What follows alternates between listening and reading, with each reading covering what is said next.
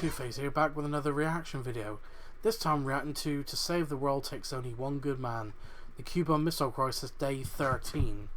And I've just checked and this is the final episode, so if you haven't seen my reaction to the other episodes in the series apart from the very first episode, which I watched off camera after I missed out reacting on it, please check them out before checking this reaction out.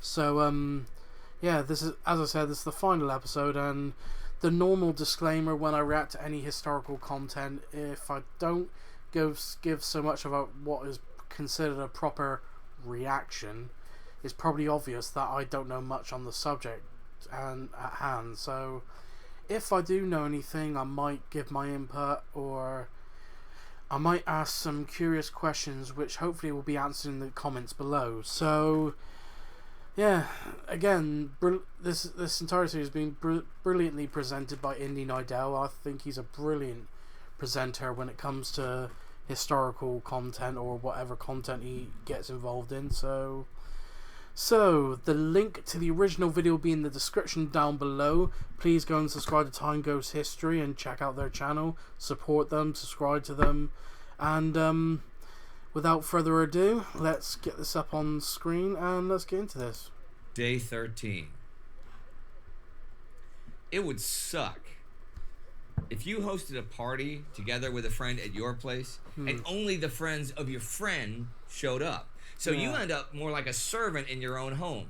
And then your friend and your friend's friends make a real mess and break all your stuff. So all you get out of the whole thing is to clean up the mess and to buy new stuff. So now you're really pissed off. And who could blame you for at least wanting to keep the leftover booze? And who could blame you for losing it when your friend walks off with that too? Wow. Fidel Castro's role in the Cuban Missile Crisis is pretty much being that host. Wow. Yeah, that's a good point actually. Because throughout this series, you didn't hear much on Fidel Castro and his thoughts on all this much. And of course, with all this build-up, you know, tit for tat between the Americans and the Soviets, and with basically the Cubans being like piggy in the middle sort of thing. And of course, with the it's been like so strange and frightening to that really how close we were all becoming, how close we were all to a full-on nuclear war. That is such a scary concept of all the escalations, the threats, and again tit for tat. Which all started with a situation all over about Berlin and then escalated all the way to Cuba, which obviously the namesake of this series. And but again, we haven't heard much about Fidel Castro in this series. So anyway, enough of my rambling. Let's get back to it. This is Time Ghost with the Cuban Missile Crisis. I'm Indy Nidell. Yesterday, things escalated quickly. The U.S. lost track of one U-2 spy plane over Russia. The Soviets shot down another one over Cuba. Finally, both sides realized what madness they were about to unleash on humanity and hit the brakes. Soviet leader Nikita Khrushchev offered to take his missiles home from Cuba if the U.S. would not invade Cuba. And American President John F. Kennedy made a secret promise to take his nuclear missiles home from Turkey. As Washington goes to sleep, and as the sun rises in Moscow on Sunday, October 28, 1962, the 13th day of the crisis, the world does not know anything about a deal and is still living in the fear that nuclear war could break out at any time. In fact, they have no idea how close they've already come. And almost no one will know for the next 40 years, including the leadership of the United States. Wow. As we've seen, in an attempt to evade the American blockade, and establish a fixed submarine base on Cuba. The Soviet Union has dispatched 4 Foxtrot-class diesel submarines armed with T-5 nuclear torpedoes. Wow. It's unclear exactly what nuclear strength the torpedoes have, but the range is somewhere between 3 and 15 kilotons, enough to kill between 30,000 and 80,000 human beings if dropped as bombs or missiles over Paris. But a nuclear torpedo works somewhat differently than a nuclear bomb in that the incendiary effects are limited by the water around the explosion. The torpedo is fired in the direction of the target, right? Let's say a flotilla of ships. It's not detonated on the target, but deep below it, and it creates a fireball 100 million degrees hot, which in turn creates a huge gas bubble that pushes the water around it outward. Simultaneously, a shockwave is sent through the water ahead of the expanding water, right? Water is many times denser than air, so it transmits force better and faster than air. For an underwater explosion, this means an amplification effect, so the shockwave exerts more force on the medium. Okay, to make a long story short, the incredible force transmitted through the water will shatter the hulls of the ships in the flotilla, instantly sinking them. The expanding gas bubble will then shoot to the surface and push enormous jets of water far into the air. Not a single soul on board the flotilla's ships will survive. Yesterday, 2 of those 4 Soviet submarines had still not been forced to surface. One of those 2, the B-59, was located several times and so had not had the opportunity to surface to recharge its batteries for 4 days, so it's almost out of electricity. They have not had contact with Moscow for a while, so they have no idea what the situation is.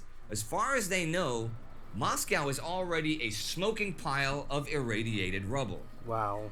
The sub's captain is Viktor Savitsky, who, according to his shipmates, is now going mad under the increasing psychological pressure, merciless heat, lack of oxygen, and CO2 poisoning aboard his vessel. Second in command is political officer Ivan Maslenikov, who is also showing signs of mental impairment from the conditions on board. Normally, these 2 men would decide together to fire a nuclear torpedo. This mission is special, though. The chief of staff of the whole 4 submarine brigade is also on board, so firing a nuclear torpedo will need his approval. He is Commander Vasily Arkhipov, a hero of the Soviet submarine fleet. He previously commanded the fateful training mission of the K-19 nuclear submarine that suffered a breakdown in its reactor cooling system. 7 of his crewmen sacrificed their lives by voluntarily going into the reactor room to perform repairs to avoid a nuclear meltdown. Arkhipov's cool-headed actions during the disaster also contributed to saving the rest of the crew's lives, although he and they were badly irradiated, and many of them would die later from the effects of radiation poisoning. Anyhow, the B-59 has now dared to surface momentarily. They must get air, and their batteries are nearly empty. But before they have recharged and aired out the fetid, overheated submarine that is their prison, they're discovered by American naval airplanes. A whole mess of destroyers and even an aircraft carrier now descend upon them. And as they dive, the Americans drop signaling depth charges on them to force them to resurface. That bombardment goes on for hours, while the B-59 tries to elude its pursuers. Captain Savitsky reportedly loses it completely. He's convinced that World War III has broken out, and in his carbon dioxide poisoned mind, he thinks the signaling charges are actual live depth charges. So he decides to fire one of their T-5 nuclear torpedoes. Political officer Maslenikov agrees to this, but Commander Arkhipov does not. Reportedly, Savitsky screams at him and a fight almost breaks out, and finally, after an intense 30 minutes, Arkhipov manages to cool Savitsky down, and they decide to again surface. The American naval ships fire shots across the B-59's bow to signal her to give up. The Americans then allow the submarine to return to Russia under escort on the surface. Launching that torpedo will have begun nuclear war between the USSR and the United States. One man, Vasily Arkhipov, has now Wow. single-handedly saved the world from nuclear war. He will continue to serve in the Soviet Navy, eventually commanding several submarine squadrons and receiving a promotion to Rear Admiral in 1975. In the mid-1980s, he retires, and despite his K-19 radiation wounds, lives to see his 72nd birthday in 1998. Wow. He will take the secret of the B-59 with him to his grave, and it will only become known to the public in 2002. When Khrushchev and President Kennedy decide that it is time to try to stop the madness that both of them have begun, neither knows about the incident. Kennedy will never know, while Khrushchev will find out when the B-59 returns to port. For now, they're still nervous that their deal might not go through. Both sides are very suspicious of each other. The Soviet Presidium has now received the message that Kennedy agrees to guarantee Cuba's sovereignty and will secretly dismantle the American missiles in Turkey over the next 5 months. To send a clear signal to the Americans and to the rest of the world, Khrushchev will announce the removal of the Soviet missiles on Cuba on public radio in Russia. So his guys prepare the statement. When they're done, they want to pass it to the U.S. Embassy before the broadcast, as protocol requires. The only problem is the KGB has organized massive demonstrations against U.S. aggression against Cuba outside the American embassy. When Mikhail Smirnovsky, who is in charge of American affairs at the Soviet Foreign Ministry, arrives there with his limousine, a few thousand protesters block his way. At Radio Moscow studios, it is also not going well. Leonid Ilyichev cannot get hold of a newscaster to read the message. Finally, he finds one. The newscaster wants to read through the text to train his delivery for such a momentous message to the world. Now, you might think Ilyichev faces a trivial problem. What could 10, 15 minutes more matter? But remember what happened yesterday on the 27th, when one thing after another went wrong, and how close the world came to self-destruction. That is on everyone's minds right now, and minutes might in fact matter. Ilyichev forces the newscaster to just cold read the damn message on live global radio. At the American embassy, it takes the Moscow police so long to clear a path for Smirnovsky that by the time he hands over the script, the Americans have already heard the public broadcast. Wow. In Washington, D.C., it is now morning. At the White House, XCOM has gathered to await news from Moscow. As they mill into the cabinet room at 9 a.m., Khrushchev's broadcast is reported to them. The relief is obvious. As usual, JFK switches on his secret recorder. Secretary of State Dean Rusk opens up the meeting with a few words to describe their success. He becomes so self-congratulatory and pompous that President Kennedy turns off the recorder after only a few seconds. Kennedy still has to make his own statement, though. He gets a draft to read, but remember, it's Sunday morning, and Kennedy is a practicing Catholic. So he takes the draft and leaves with the First Lady and the kids to go to church. In Moscow, the Presidium is still gathered, tensely awaiting Kennedy's reply. Most of them are very nervous. Reportedly, the only one to have remained cool is President Leonid Brezhnev. He's listening to his favorite soccer team playing an important match over the radio, and his only irritation is that no one else is interested in that. When the KGB reports that Kennedy is not working on any statement, but has gone to church, some of them get even more nervous. Deputy Chairman Mikoyan does not make the situation any better when he jokes that maybe the U.S. president has gone to pray before he nukes Russia. Eventually, Kennedy's message goes out, and everyone relaxes for the first time in 13 days. At the White House, an elated Attorney General Robert Kennedy hands out chocolates. In Moscow, they toast with vodka. The whole world is relieved. Very relieved. But believe it or not, the crisis is not over yet, and it won't really be for many weeks. First of all, there are many days ahead of hard negotiations with UN Secretary General U Thant regarding monitoring the dismantling of the missiles and their return to the Soviet Union. Then there's still one submarine armed with nukes somewhere in the Caribbean that has no contact with Moscow and continues to play cat and mouse with the US Navy for another couple of days. And then there's Fidel Castro. We've now spent well over 3 hours examining the Cuban Missile Crisis. One would think that Cuba, or at least its leader, would have been featured more. You could assume that we just chose to not cover it, which is sort of true. The thing is, though, so far Castro has not played any significant role in this play other than making some speeches in Havana and issuing demands to his Soviet ally, which were mostly ignored. Now suddenly he becomes important, however, for he is absolutely livid and starts raising hell with the Soviets and making life difficult for Utant and his inspectors.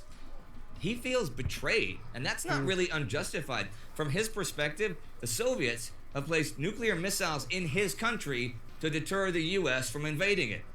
Then, at the moment when such an invasion seems like it's going to happen, they decide to take the missiles back.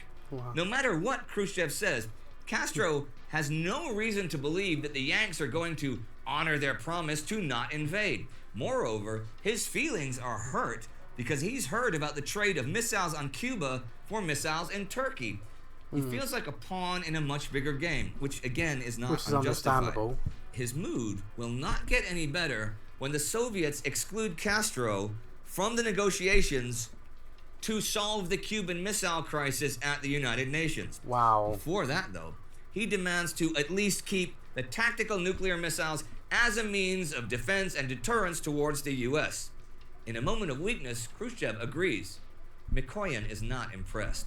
As the Presidium member with the most experience of Cuba, he volunteers to go and see Castro and negotiate the handover of the tactical nuclear arms. He will work hard to get Castro back on track, but the fact is that the relations between Cuba and the Soviet Union will never fully recover, especially when Mikoyan decides on his own that Castro cannot be trusted with nukes of any kind and orders them all back to the USSR.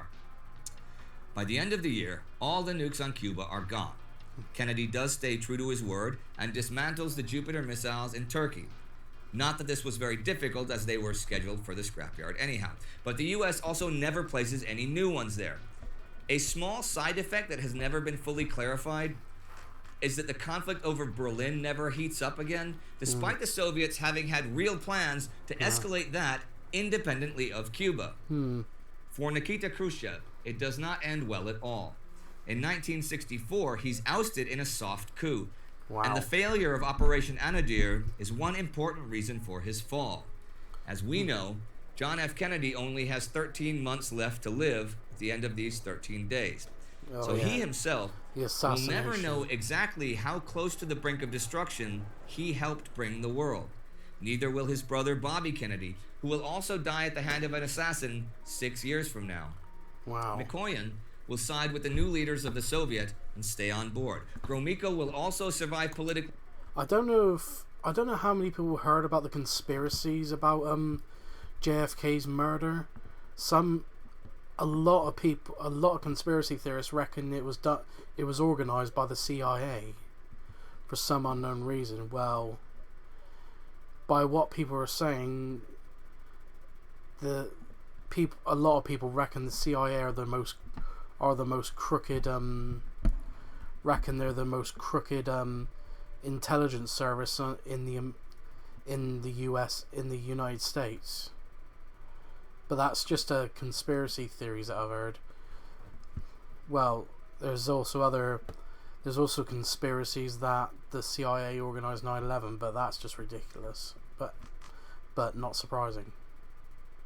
And continued to be part of the Soviet leadership until the 1980s. But before all of them disappear into political backwaters, retirement, or death, they will achieve a few things as a result of this mad adventure. After seeing how essential it is to have open and speedy communication lines in a nuclear age, they will install the famous hotline.